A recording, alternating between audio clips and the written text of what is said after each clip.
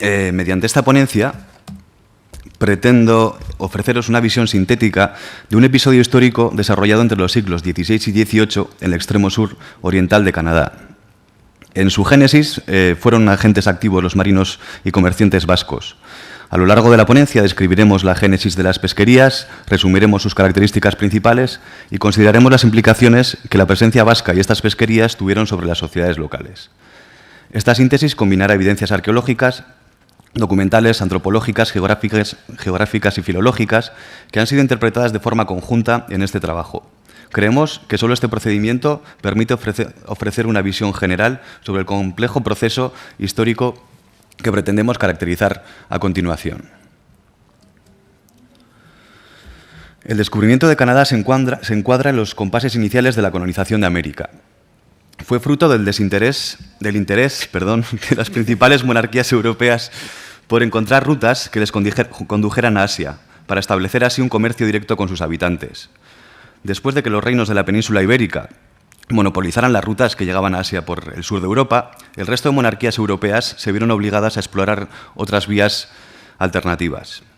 Giovanni Gaboto, o John Cabot, como lo conocen los ingleses, consiguió financiación de la corona inglesa para tratar de buscar una nueva ruta que le condujera a las Indias, navegando hacia el noroeste.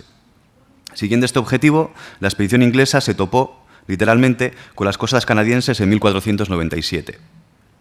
No fue hasta las primeras décadas del siglo XVI cuando los europeos se percataron de que se habían topado con un continente que desconocían. Los episodios protagonizados por Giovanni Gaboto y su colega Cristóbal Colón nos recuerdan y enfatizan que el error y el azar fueron una constante en el origen de la colonización de América. Nada de premeditado, nada inexorable. Gaboto y su tripulación no fueron los primeros europeos en llegar a Terranova. Los vikingos llegaron a la isla siglos antes, aunque bueno, no soportaron los primeros inviernos y sus asentamientos quedaron, pero no quedaron, su poblamiento no continuó. Pero la expedición de John Cabot sí que fue la que llamó la atención del resto de países europeos y la que dio comienzo a un proceso que culminó siglos más tarde con la colonización de Canadá. Ante la indiferencia inglesa inicial, después de descubrir Canadá, los marinos portugueses comenzaron a explorar los caladeros canadienses de forma casi inmediata. También existe constancia de varias campañas francesas en las pesquerías de Terranova en torno a esas mismas fechas. Y hay que asumirlo, a pesar de que durante mucho tiempo se ha tratado de argumentar lo contrario, todos los indicios apuntan a que los vascos llegaron un poco más tarde a Canadá que franceses y portugueses. El primer testimonio de la presencia de los marinos vascos en Terranova se remonta a 1512. Diego Rivero, un cartógrafo que la corona española manda a Terranova, afirmó en su momento que las pesquerías canadienses, que las tierras canadienses eran de poco provecho y estima. Sin embargo, la pesca en estas costas se convirtió en una de las actividades económicas más importantes para los habitantes del litoral vasco, al menos hasta el siglo XVII. Las provincias de Vizcaya y Guipúzcoa lo reconocieron de forma explícita en varios documentos escritos a lo largo de la segunda mitad del siglo XVI. En ellos se reconoce que, junto al hierro, los viajes a Terranova eran la base de su economía. Distaba bastante una opinión de la otra, la de Diego Rivero, la de las provincias vascas. Las pesquerías en Canadá exigieron una organización muy compleja y una fuerte inversión de capital destinado a financiar naves de gran envergadura, provisiones para meses, armamento, aparejos y una tripulación especializada. Se desarrollaron nuevos sistemas de financiación, fórmulas de contratación y mecanismos de protección novedosos como los seguros navales. Pero pese a la complejidad y elevado coste de los viajes, la comercialización de bacalao y de grasa de ballena se convirtió en uno de los pilares de la economía litoral vasco, como hemos mencionado. Muchas de las naves que partieron de las costas vasco-peninsulares fueron expediciones mixtas, iban a la caza de ballena y a la pesca de bacalao. Sin embargo, estas dos actividades merecen diferenciar estas dos actividades por sus características diferentes. La supremacía de los vascos fue manifiesta en la caza de la ballena, hasta tal punto que era un monopolio vasco esta actividad hasta el siglo XVIII y parte del XVII. En la mayoría de los casos, derretían su carne en hornos para obtener la grasa, que era vendida en la mitad norte de España o era llevada a Flandes e Inglaterra. Esta grasa, llamada saín, era utilizada sobre todo para la iluminación y como lubricante para la industria textil, sobre todo flamenca e inglesa. La grasa era transportada en toneles de madera y una vez desembarcada en los puertos vascos, cuando iba a los vascos y no a los europeos, era almacenada en grandes tinajas dispuestas en las lonjas portuarias para su distribución posterior. La arqueología ha permitido documentar parte de la infraestructura destinada a esa comercialización. Excavaciones realizadas en la localidad vizcaína de Lekeitio, imágenes proceden de allá, y también en la ciudad guipuzcoana de Donostia, han exhumado más de una veintena de tinajas destinadas a este uso. A diferencia de lo sucedido con la caza de la ballena, la pesca de bacalao fue una actividad en la que se implicaron desde el principio todas las sociedades europeas. Por ello, el extremo oriental canadiense era conocido como tierra de bacalaos durante las primeras décadas del siglo XVI. No existen muchas menciones sobre la forma en la que preparaban el bacalao los pescadores vascos en Terranova, aunque las pocas conservadas respecto a en concreto a los vasco-peninsulares, hablaban de bacalao verde o húmedo. Este bacalao, a pesar de estar considerablemente sazonado, apenas estaba curado y no se conservaba bien en el sur de Europa. Por esto, y unido a otras evidencias, creemos que también se dedicaron al desecado de bacalao. Hay que tener en cuenta que esta operación requería 50 días de secado en Terranova. De las actividades descritas se deduce que durante las temporadas de pesca era necesario asentarse en el litoral canadiense. No solo era necesario establecerse en tierra para fundir la grasa de ballena, sino también era indispensable para preparar el bacalao. Los topónimos utilizados en la costa atlántica de Canadá avalan que la presencia vasca en tierra fue intensa. Los mapas dibujados por Pierre de Echeverry o Denis de Rotis en la segunda mitad del siglo XVII demuestran que aún en esas fechas tardías se conservaban muchos topónimos en euskera en la costa occidental de Terranova. Muchos de los que no cuentan con esas evidencias, muchos de los yacimientos que no cuentan con evidencias lingüísticas vascas, también fueron frecuentados por los marinos vascos y son mencionados en fuentes documentales anteriores. La síntesis más reciente sobre la arqueología de la presencia vasca en Canadá han cifrado en más de una veintena los yacimientos vascos excavados. La mayoría de intervenciones se han centrado en la excavación de las estaciones balleneras situados en la orilla oeste del estrecho de Belle Isle. Esta de aquí. Por ello la información disponible es muy desigual. Entre todas las estaciones balleneras excavadas, destaca aquella que imagino que conocéis, la de Red Bay, que ha sido objeto de sucesivas campañas de excavaciones terrestres y submarinas. Se han exhumado numerosas baterías de hornos para fundir grasa, como estas, varias tonelerías, basureros, muelles, embarcaderos, atalayas y un cementerio con más de un centenar de enterramientos vascos, paradójicamente. Los restos sumergidos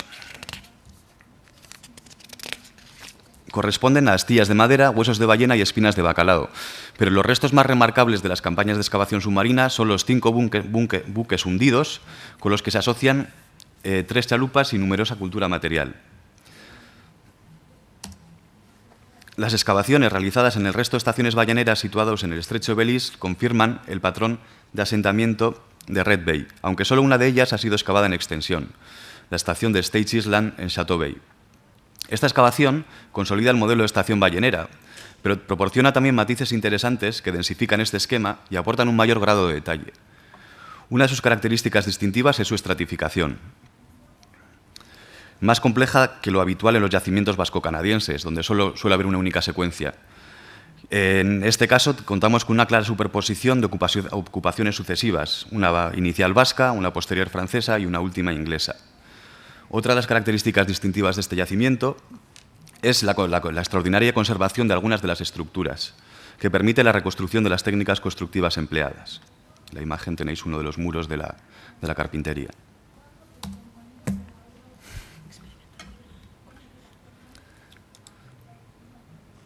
Bien.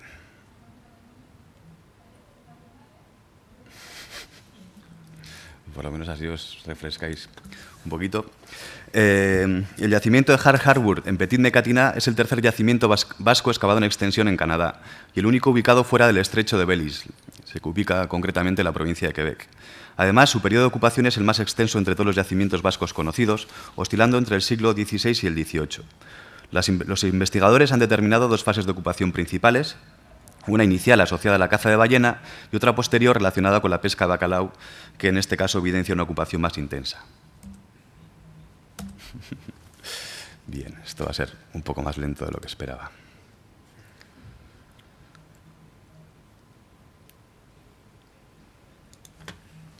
Los asentamientos señalados y las costas cercanas fueron escenarios en los que se produjeron intensos contactos culturales. En general, se considera que las relaciones fueron bastante positivas con las sociedades originarias de Canadá. No podemos obviar, en cambio, los testimonios que aluden a un supuesto canibalismo y a muertes combatiendo con los salvajes. Pero en líneas generales, la impresión de los marinos vascos, contamos con evidencias directas, testimonios directos, fue que los nativos que se encontraron en el estrecho Belle Isle eran inteligentes y amistosos. Es indudable que los vascos tuvieron unas relaciones culturales más intensas con los nativos que el resto de culturas europeas. Diversas evidencias materiales e inmateriales lo avalan. Los contactos culturales más intensos de los vascos se produjeron con los Mi'kmaq, los Innu, también llamados Montagnais, perdón por el francés, y los Inuit o esquimales. Fruto de estas interacciones se han conservado evidencias de hibridación cultural. También se suponen relaciones con los Beothuk, los iroqueses de San Lorenzo y otras culturas, pero los testimonios son escasos y las evidencias de interacción menos intensas.